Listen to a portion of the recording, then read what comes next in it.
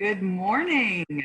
Welcome to our second Work Redefined series event, where we'll be discussing how companies can close the skills gap.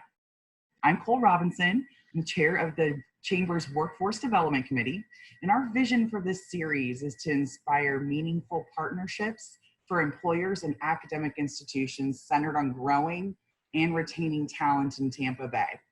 Before we introduce today's speakers, I'd like to invite our sponsors to say a few words.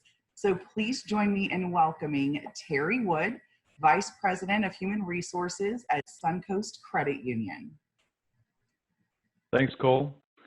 And we're so happy to be a sponsor of the Work Redefined Closing the Gap second issue of our meeting here today. We're certainly redefining work in today's environment. There's no doubt about that. Suncoast is very proud and honored to sponsor events just like this. Many of you know, some of you may not, we are the largest credit union in the state of Florida and in the top 10 nationwide in terms of asset size as well as member size. And we are really focused on the community. One of the things that we're most proud of just this past week, we were able to donate $2 million back to our community. And the first installment of $1 million went out to support local businesses, 20 actually, all in total, that focused on hunger, healthcare, or education. So being a community-minded organization in this day and age is something that we are very focused on. We've always been focused on it, and we're proud to again be a sponsor here of today's event. That is great news. Thank you for sharing that community impact, Terry. We appreciate what you're doing over there at Suncoast, and I'm sure that everyone appreciates it. Will join me in that appreciation. Next, I want to introduce Dr. Bryan Mann, Associate Vice President of Associate in Science Programs at Hillsborough Community College, one of our other sponsors. Thank you, Colt. Good morning. I hope everyone is doing well. And just briefly, I'd like to say HCC is a proud member of the Chamber and especially proud to sponsor these events. We're dedicated to providing education and training that prepares students to enter the workforce into high-need, well-paying jobs in a short period of time. And these programs include your nurses, EMTs, paramedics, firefighters, respiratory therapists, lab techs, and law enforcement officers. We have continued to prepare students for these and other critical occupations through the crisis, and we appreciate this group's continued support in informing our work and helping us keep our curriculum relevant and meeting our community's needs. So thank you very much.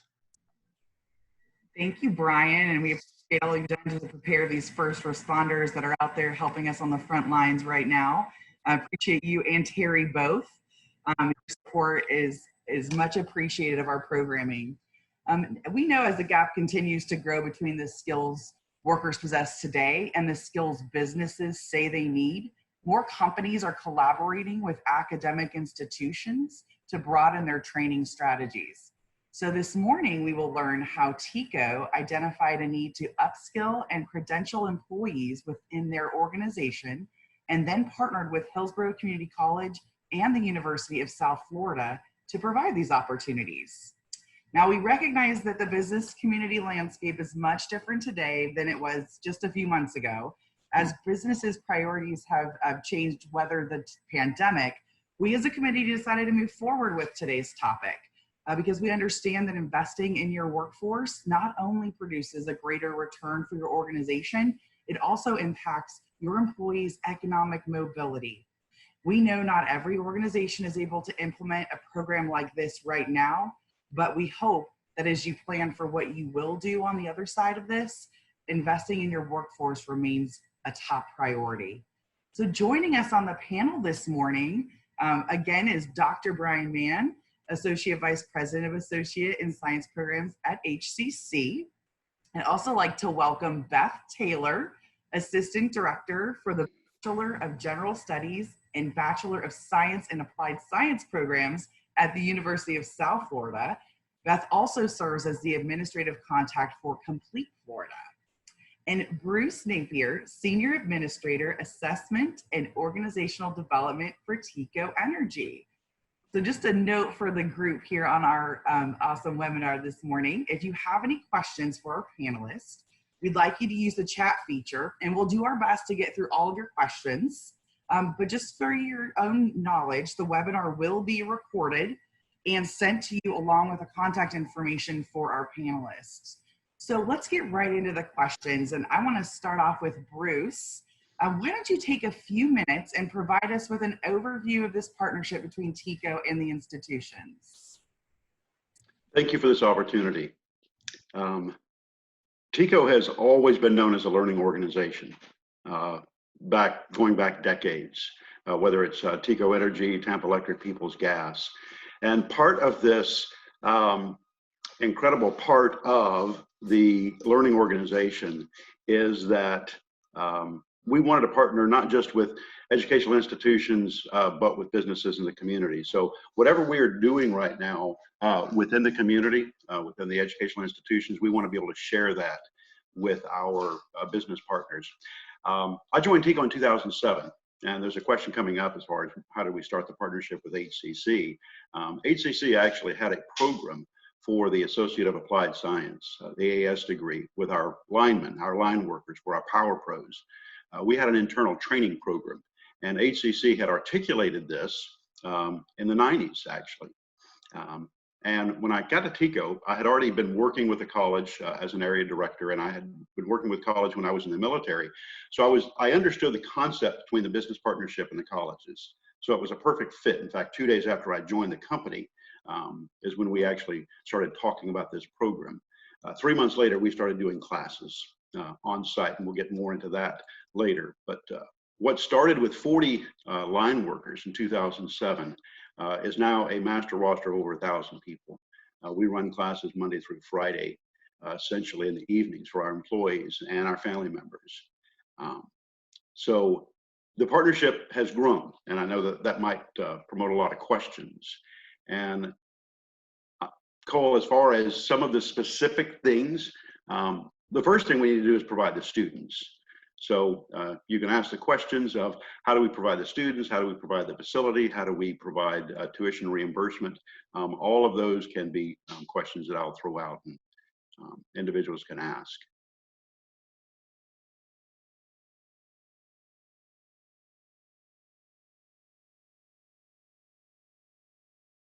Cole. My space, sorry about that. If anybody has any questions coming in, you may want to, if you have any questions, instead of using the chat feature, which you typically would find in a Zoom meeting, you'll see Q&A, and that's exactly where we want you guys to deposit any questions. So just for clarification there. Thanks for giving us a little bit of an overview. It's amazing to hear how the program has grown from 40 to over 1,000. So tell me a little bit more, and feel free to chime in, Beth, or feel free to chime in, Bryan, on how you guys measure the program's success and have the metrics changed. Obviously, when you grow in numbers, I'm sure some things have changed along the way. Well, I can go ahead and start. Again, Beth Taylor from the University of South Florida. We offer a Bachelor of General Studies as well as a Bachelor of Science in Applied Sciences. Our General Studies degree program was designed essentially for our non-traditional students, which are the working adults, which fits perfectly with the TECO model. The Bachelor of Science in Applied Sciences is awesome because a lot of those students coming from community colleges such as HCC now have an opportunity to finish up their degree program. At the University of South Florida, we do offer a concentration in leadership and change management for the TECO program. So Bruce had a really great hand in designing a lot of that coursework. And so that's another benefit of the partnership. He understands what his employees' needs are, and we create the curriculum based on that. So it was really good to have someone who was really invested in the education of the employees at TECO. In terms of metrics, we have a ton of metrics for a public university.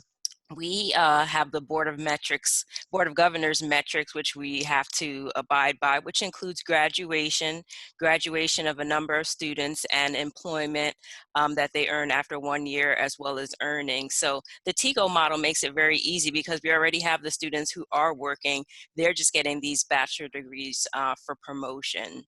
And so it's a perfect model, which goes very well with our metrics and involving graduation of our adult population.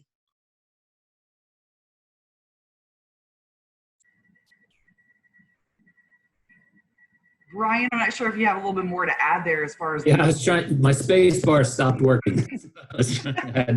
I had to find the little microphone. Yeah, we have very similar metrics.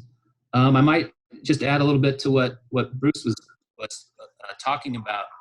You know, on our side of it, you know, we provide and evaluate faculty on location at TECO. And Bruce, if I get any of this wrong, let me know. I'm at the administrative site, so we have a dean that goes through the Ybor campus. So I might get a couple of details wrong, but we provide and evaluate faculty, we provide the curriculum, basically the whole educational experience, and we have to do that in a way that allows the student to progress through the degree program while meeting all the learning objectives and the state curriculum requirements and our accreditation agency standards. It is the college experience just offered on site at TECO. We also provide all the enrollment services, and employees have access to counseling, the libraries, tutors, everything that any HCC student would have access to, most of which can be offered both in person on any of the campuses or online. So, and many of them progress from us and then to USF. And then any of the AS degree programs now, not just AA, the Associate of Arts, is typically the transfer degree, but now, thanks to the work at the undergraduate college at USF, we're able to articulate every one of our associate in science degrees. And those are degrees that include culinary, they include computer science, business. There's 60 some odd programs that now all articulate to that BSAS at USF. So it's just a really great model. And our main metric is graduating well-prepared students that can enter the workforce and make a difference. But in this case, they're already in the workforce, so hopefully they can move up the ladder at TECO.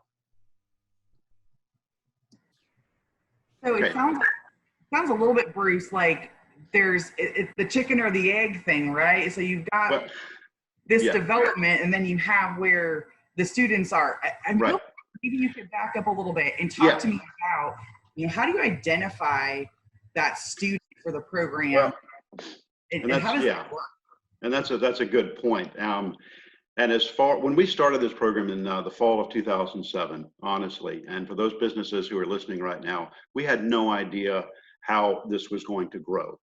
And it may not grow the same way for you that it did for us, but hopefully that it could. So as far as the measurements, we didn't even think about measuring initially, Cole. We were going to offer some classes, some gen ed classes for our line workers so that they could finish their degree. I was already familiar with that, having worked with colleges for some 20 years before that. So I understand that concept. But going back then, what do businesses need to do? Well, first, you need to provide the student. So initially, Cole, what we did is we actually went and we did some advertising road shows to all of our service areas to promote the idea that as an adult learner, you can finish this degree. And we did this for a couple of years. And after that, honestly, we didn't have to do any more road shows because word of mouth had spread. Now we have added, on average, since 2007, about 70 people every year to this master roster. Sometimes we will maybe go out to a service area. We may go out to Big Ben and do something for the individuals, but typically the word of mouth has spread. So organically, it has grown. The second thing that a business needs to do is provide the facility, and you probably already have it. So what we were using at TECO is the classrooms that we have for our daytime leadership classes, because that was really my real job, to teach leadership and development to our internal employees. So if you have a classroom space, then you can use that in the evenings. We also had to look at scheduling. You know, when can this happen? As adult learners, it's hard to get to the college at a certain time. So we had after hours starting at 5:30 or 6 o'clock. And of course, money. And we'll talk probably more about that. But TECO has, we follow the IRS rules as far as tuition reimbursement, and it is based on grades. And I'll be happy to share, our policy and procedures for that. But if you want a successful program, you've got to provide the students, you've got to provide the facility, you've got to provide the money, and then you've got to provide a relationship with the colleges. And that is the richness. And while Dr. Mann and while Beth may say that, they may not have started this, they have picked up and run with this. And the success never could have happened without the colleges and without their involvement. So that's sort of, I hope that, Cole, that kind of lays the foundation and groundwork for where it started. And I will add this, while we have tuition reimbursement for our employees, for our team members, we opened it up to family members, probably 2009 or 2010, recognizing that, these are regular HCC students. These are USF students. It's not a pretend college or campus.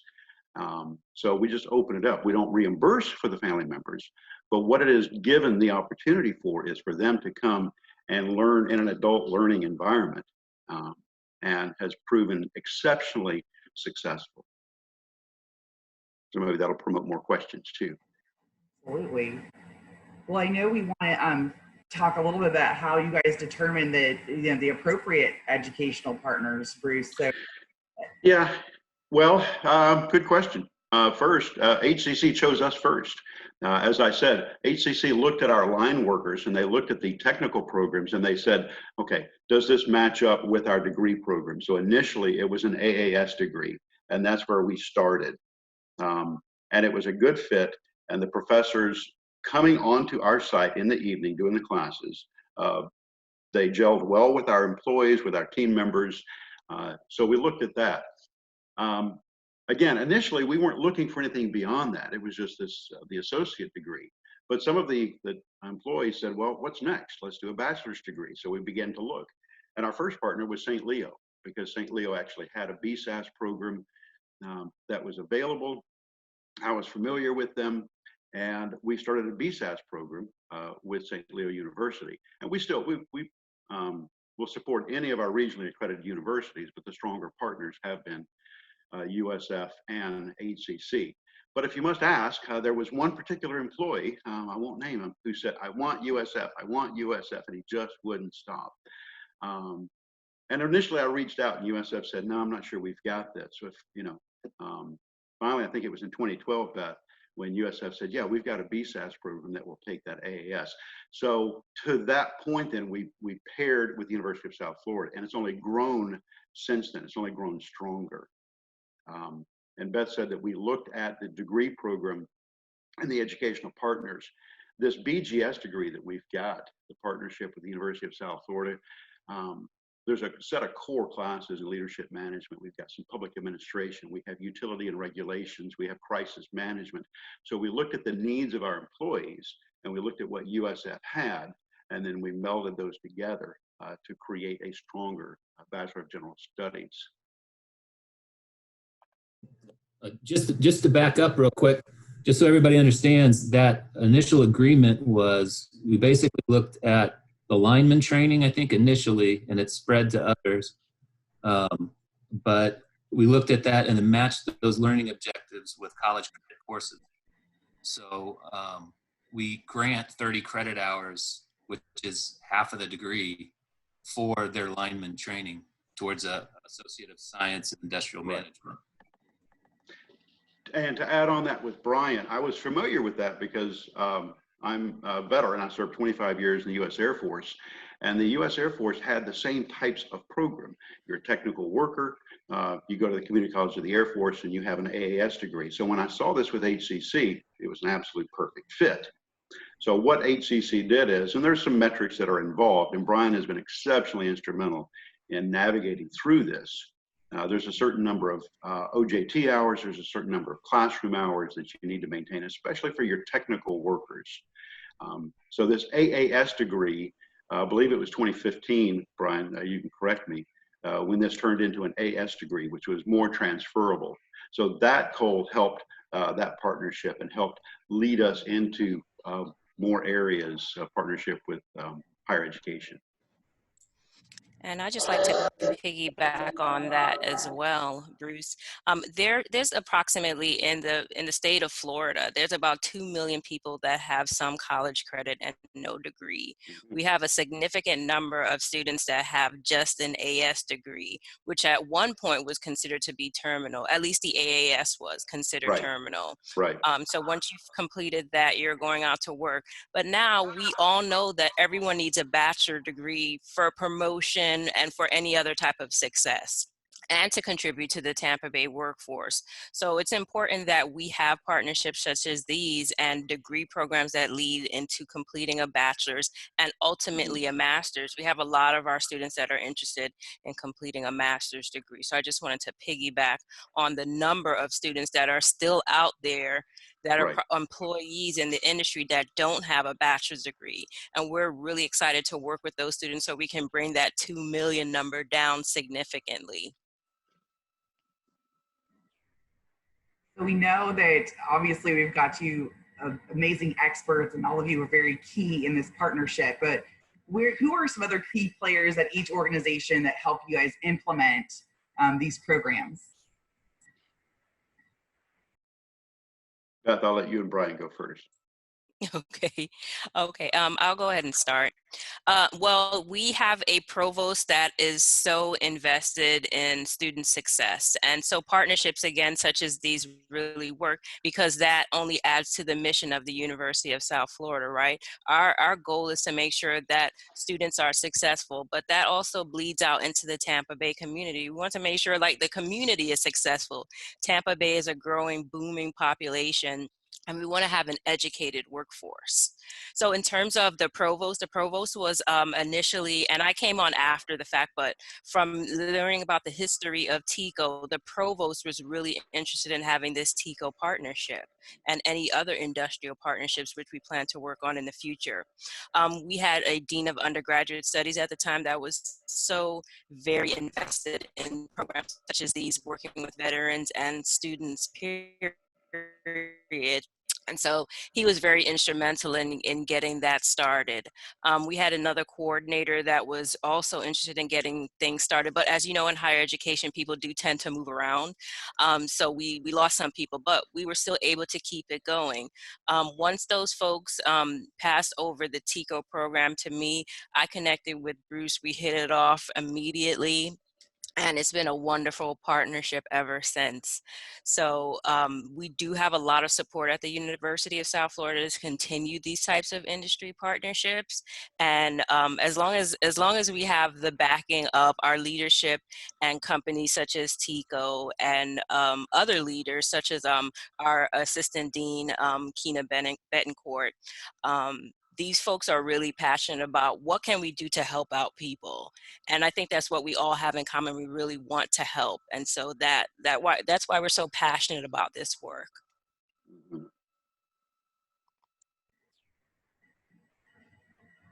Bryan, sorry, my space bar wasn't working again. I just got to go to the microphone. So I think the campus people at Ybor City campus are very instrumental. They take care of the day-to-day academic maintenance, so to speak. So we have a dean there, we have our faculty there, there's a program coordinator, and they work directly with Bruce and his staff. And absolutely critical is Bruce's tenacity to make sure that we keep those classes full. And our college president, Dr. Atwater, is a very big supporter of this program, and he makes exceptions to allow this to keep continuing on. So we recognize how valuable that partnership is, and those are the folks that are primarily involved. So far it's been, butterflies, giggles, and rainbows, but I'm sure. Wait. Sure that there have been some obstacles, right, along the way when you've been, handling this, cultivating this, creating this. Tell us a little bit about, I'm not sure, Sounds like Bruce knows exactly what's coming. He wants to share with us some of the obstacles. Obstacles. I want to also add in some of the key players as well. Not that there are obstacles, of course. First, I'll throw kudos to Beth Taylor. And it's not just because she's on the call. As she said, sometimes within collegiate world, as I lived in before, people move around, and there was a possibility where our TECO cohort program was just going to stop. There's actually people at TECO that think that this is my job, this is my only job, is to do the partnership with the colleges, and it's not. It's about 30% of it, but it seemed to be we weren't connecting anymore because people were moving around, and it was Beth Taylor and Kathy Jewell Marquez who actually reached out and said, we want to make this happen. There's got to be a pinpoint within the educational institution, and you have that with USF. And of course, from Dr. Genshap, when we started this down. With HCC, Bryan mentioned Dr. Atwater, and I always throw this out. Typically at the HCC Presidential Showcase, they present the Champion of Education, and Dr. Atwater recognized TECO as their first Champion of Education many years ago because of this program. So those are some of the key players, but I can't throw enough kudos also to TECO's leadership. When we started this in 2007, 2008, 9, and 10, of course, were lean years within the market and within our community. And never did the tuition assistance or tuition reimbursement fail or falter or wane. We have always been a learning organization, so I can't throw enough to that. And for those businesses who are listening, you've got to have supervisors. Beth, you sort of touched on this. You've got to have supervisors who care enough about their employees to promote higher education. There are over 2 million Floridians with some college and no degree. If you don't have supervisors out there who are willing to support their individuals to complete their college degree, then Cole, none of this would happen.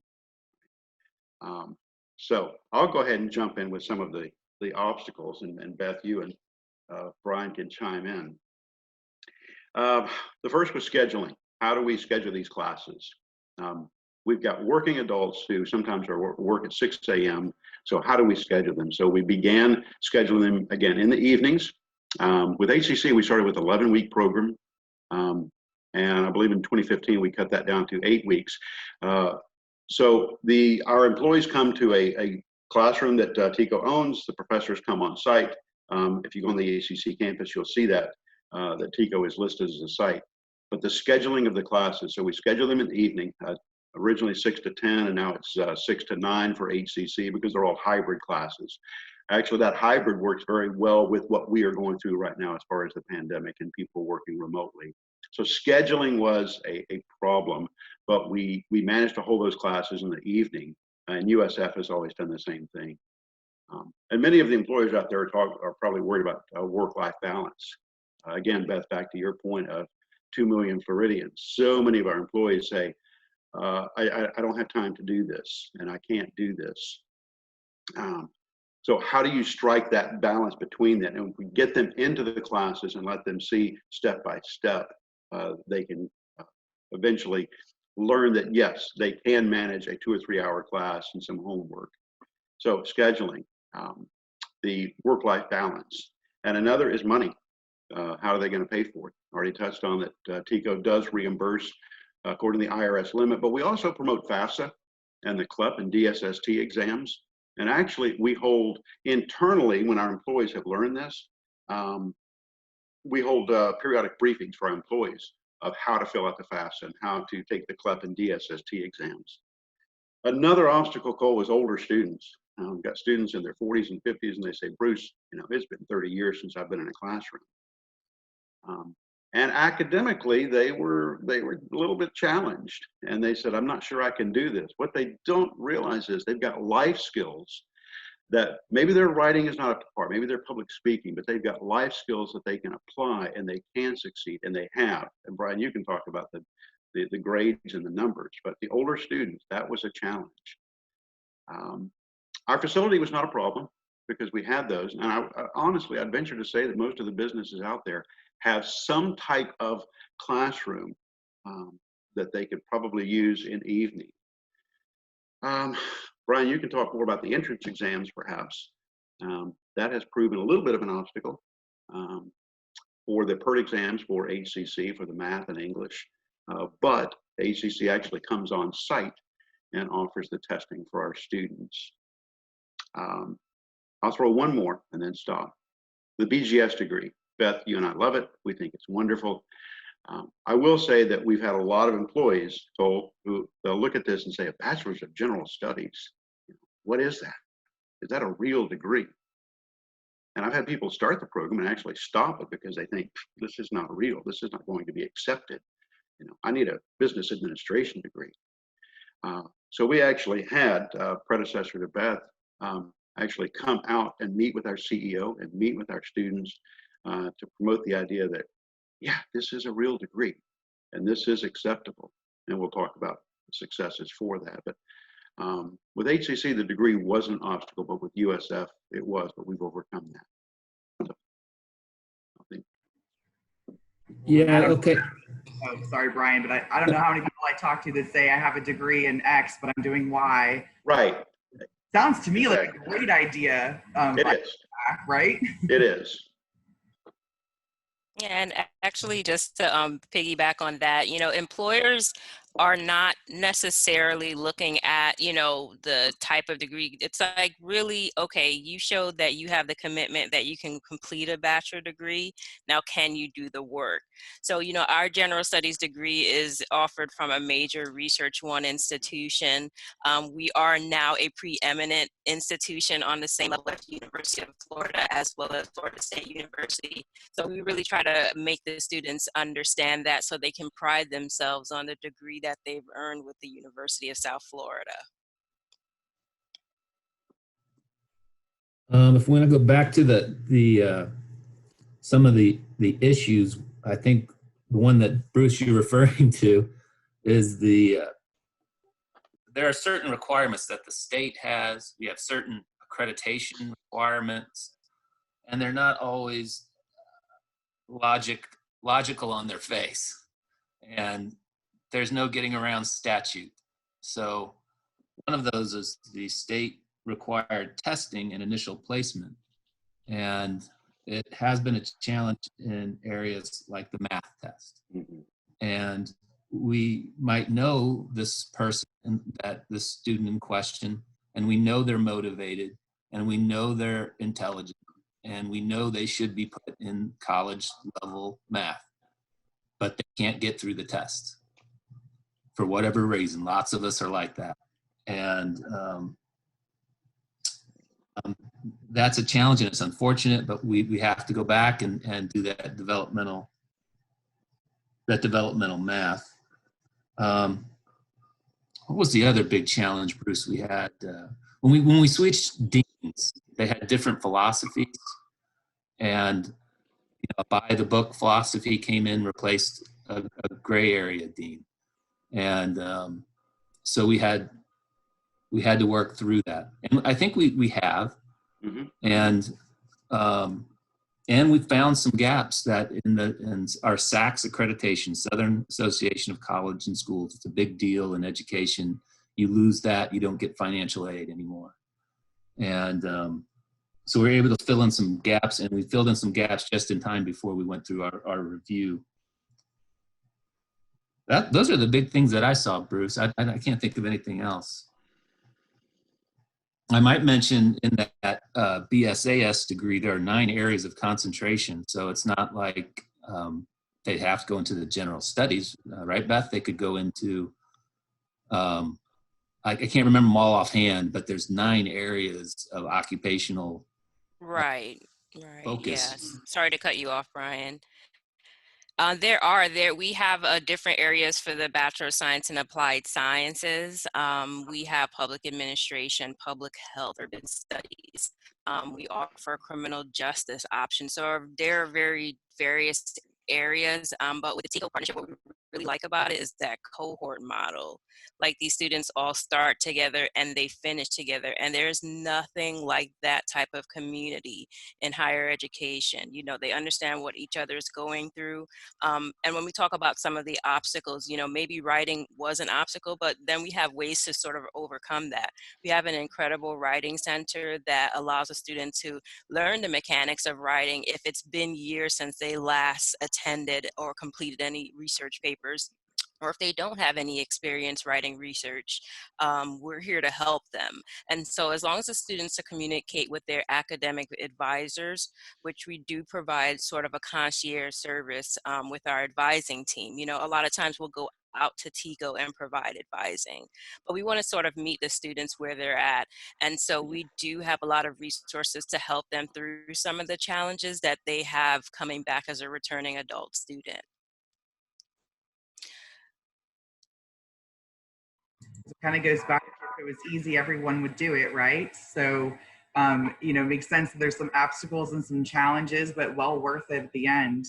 I'm curious, you know, obviously before, you know, you're faced with the coronavirus, COVID-19, and some of the challenges, there seemed to be a lot of movement just overall, employees, you know, kind of bouncing around, taking other positions. So I'm curious what the impact, Bruce, has been on employee retention at TECO due to the program. Good question, and actually that has been asked more recently within our organization.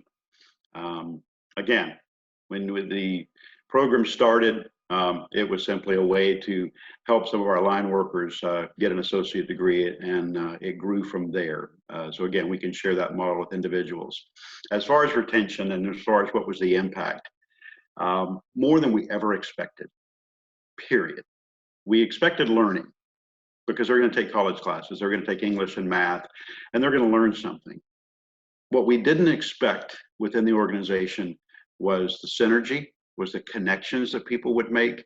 And your organizations are perhaps like TECO. We've got 3,500 employees spread out in multiple different disciplines. And Cole, very often, you know, the people at the power plant at Big Bend, they don't interact with the people in accounting or in the people with the contact center or the line department. So you've got these pockets of individual all over our company. And one thing I learned in the military is it doesn't matter what your job is, you're all part of one organization. One thing that we got out of this that we never expected was when you get a classroom of individuals from the contact center and accounting and finance and Big Ben and et cetera, the walls begin to break down. And Beth, to your point, as far as the study groups, you have individuals who are strong at speaking. So the impact there is people get better at speaking because they do study groups together. They write together. They form connections that last. Beth mentioned the Cohort Program. Well, of course, when we started, it was a cohort where a set group of people started and continued through. It got so big that we just, for HCC, we threw that out and people come in at any time. And that is also, as far as the impact, Cole, very often we've got classes where it's the last class for one person getting their associate degree and it's the first class for somebody else. And they can look at each other and say, huh, I can do this, you know, you've done that. Now with the University of South Florida, it's a locked cohort because it's a smaller group. But honestly, we're on our 4th cohort now. We are planning our 5th one to start in January of 21, right, Beth? Correct. And we have these USF cohorts, they still have get-togethers, not all the time, but I've even heard within this pandemic, some of the US cohorts that have graduated are doing some Zoom happy hours as USF alumni. Impact though, and I think you'd ask about retention goal. I still remember an individual who was in his 50s and he was in our first group. And at first he said, I'm too old for this. He ended up going through and finishing the program. And he looked at me, by this time he was 60 years old. And he said, you know, Bruce, it's not that a degree makes me a better person. It just helps me see life in 3D by taking some of the classes. I also had one person who was a technical worker. And businesses who are listening, you may have people say this, you know, you may have the paper, but I have the experience. And after a few classes, he looked at me and he said, I will never call that a piece of paper again because I earned this. So the impact, I think you asked about retention though, right? Are we tracking that? Was that one of your questions? Yes. Have some people left the company? Yeah, they have. We have had roughly 300 or so associate graduates and over 150 bachelor degrees. Now, the bulk of these are through HCC and University of South Florida. We do partner again with other schools. So of these graduates, we were hesitant at first, honestly, to track promotions because we didn't want to imply that getting a degree was going to be an absolute, but promotions have come. We have individuals going from individual contributor, supervisor, manager, director. Oh, and also what this has done, Cole, is it's helped individuals see, oh, he's a director and he's got the BGS from University of South Florida. Oh, I want to get into this. I just got an email today, Beth, from somebody saying, I hear you're starting something in January. I want in. So got another person. Have some individuals left, of course, that happens. But by and large, no. Promotions have happened. Retention has been good. And this has been touched on, but graduations, and Beth, Bryan, you can give your own spin on our graduations. The very first group, Cole, they said, well, we're finished this associate degree. Can't we have a graduation? I said, well, you can go to HCC, which some of them did. And they said, well, can't we just have something local? So we actually created something at TECO for a little graduation ceremony. Well, I can share the programs with you. Now, we've had 13 to date. We started them in the TECO atrium. We have since moved to the Tampa Theater, which is absolutely beautiful, absolutely stunning. We had a USF graduation, a St. Leo graduation, and 11 HCC graduations. And what happens with this, Cole, is it's short. It's a 1-hour social. It's a 1-hour program where Dr. Atwater comes, Dr. Genshaft has come, family and friends. We have caps and gowns that we bought and dry clean and let the students wear them. There's no limit on how many people they can have. And it's a short family feel graduation. And I'll tell you, as far as retention, for many of the senior leadership, they say this is a highlight of the year. And I want to piggyback on the TECO graduation at the Tampa Theater. Beautiful venue. Just the opportunity for us to be a part of that and see our students finish up. It's been wonderful to see. We get to know the students throughout the time that they're there with us, and just to see them walk across the stage with their families in a more intimate setting that isn't that huge USF graduation has been a true pleasure. And looking at our graduates overall, these students fare very well. I mean, looking at the attribute for TECO for our students, the average GPA has been like 3.8.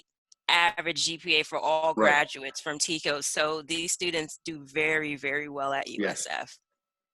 And of course at HCC, because if you think about the pipeline, right, you get your AS degree or your AA degree, you come into USF, you earn your Bachelor of General Studies or your Bachelor of Science in Applied Sciences. Right. And then as long as you maintain a 3.0 grade point average, you can get into a graduate degree program without even taking the GRE. Right. So we really love to see when our students go and continue their education further, because it's okay, we're making a difference in the world, like we're doing something. And yes, and working with Bruce, I mean, you guys can see he's just like a teddy bear. Every time I see him, I want to give him a hug, because we have the same passion, and that is the success of our students.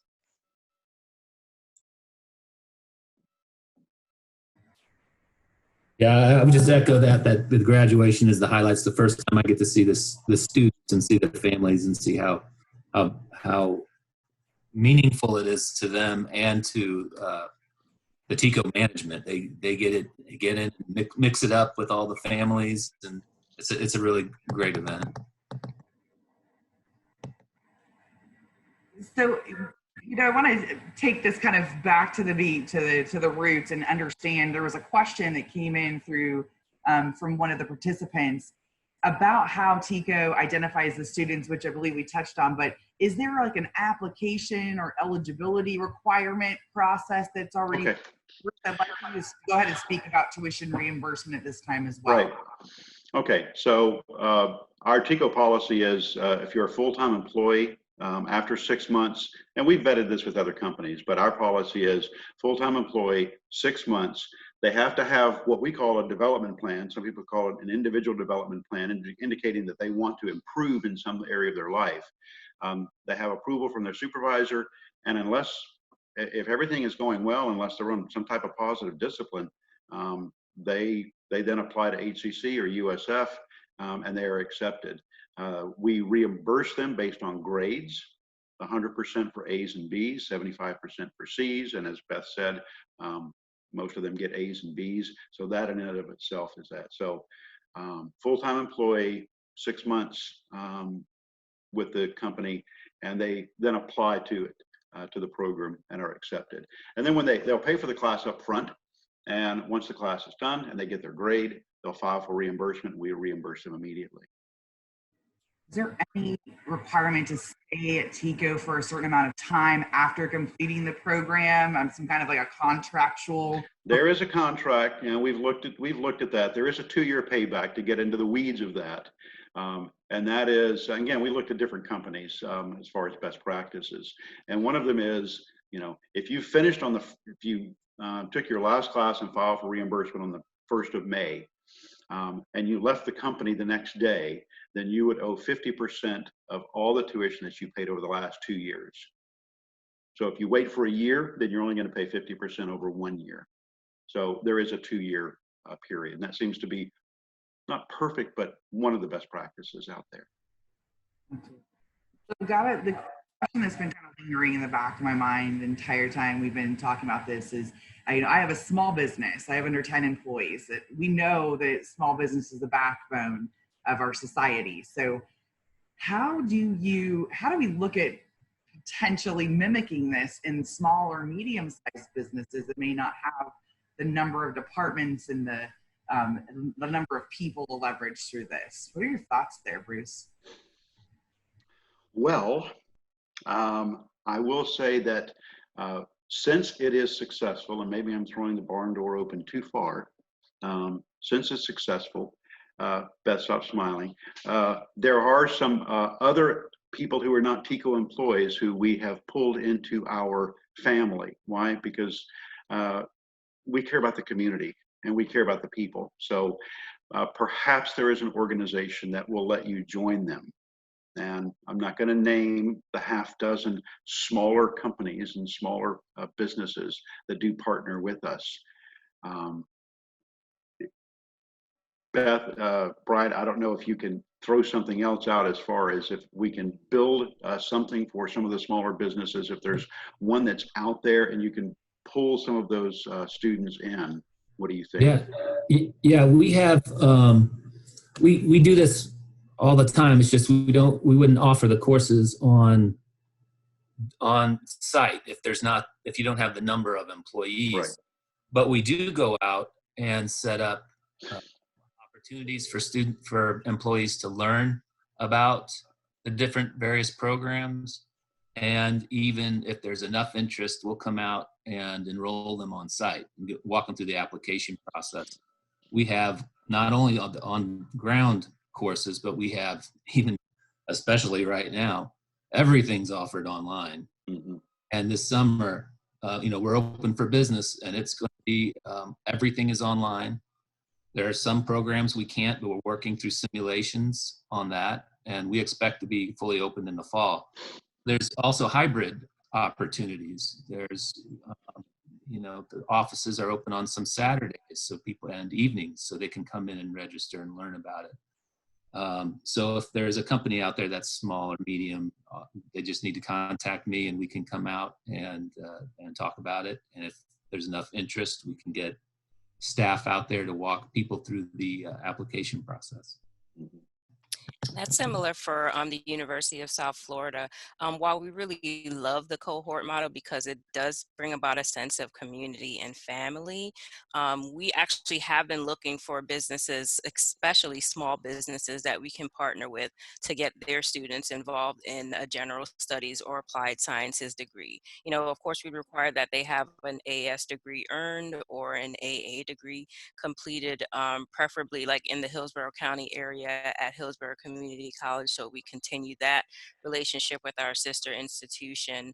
But you know, the goal is to really just make sure that we have that community, that sense of community for our students, and just really support the community. Fantastic. Well, you know, obviously you've touched on this quite a bit, but any kind of closing thoughts or anything else we haven't touched on how this has impacted TECO's culture and the organization as a whole?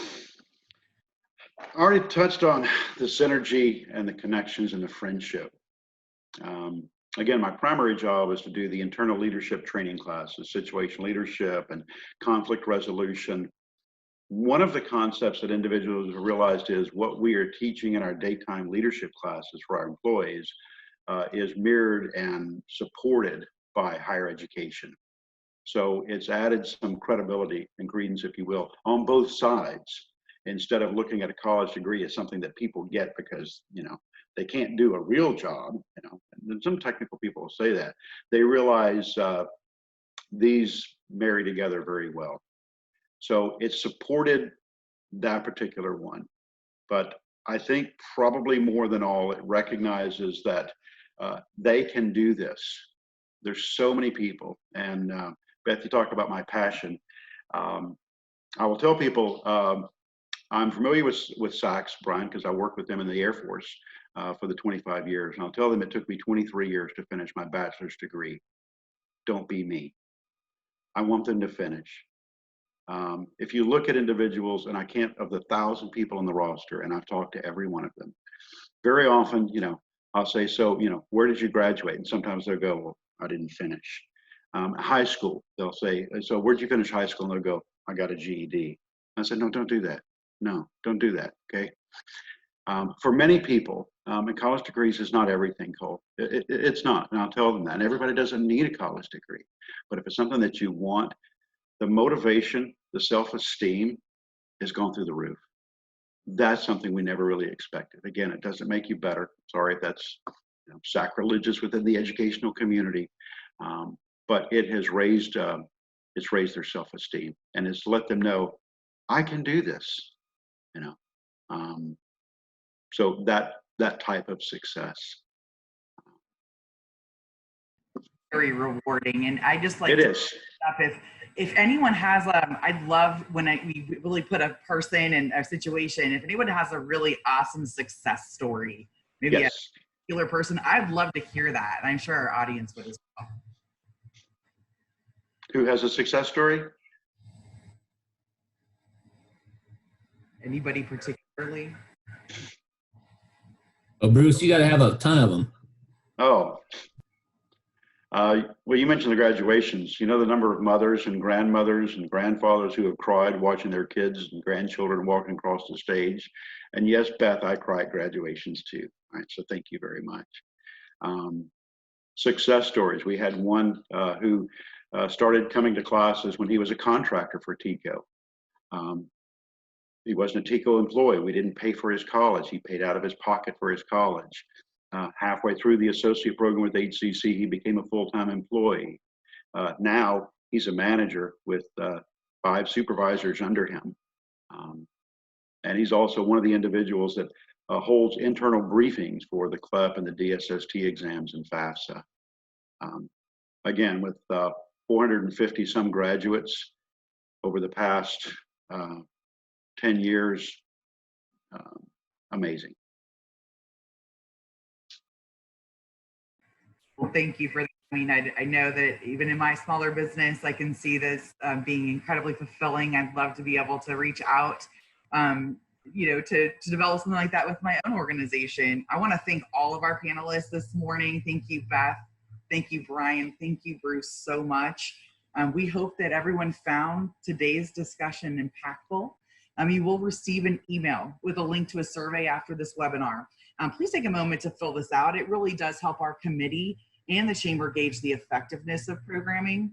And we do hope that you join us for our next event. Hopefully the world will be in a little different place by September 1st. And we'll be discussing the state of workforce development from a local, state, and federal perspective. Again, we appreciate the continued support of Suncoast Credit Union and Hillsborough Community College as they invest in our program of work and make events like today possible. Thank you again all for attending, and hope you all have a great day.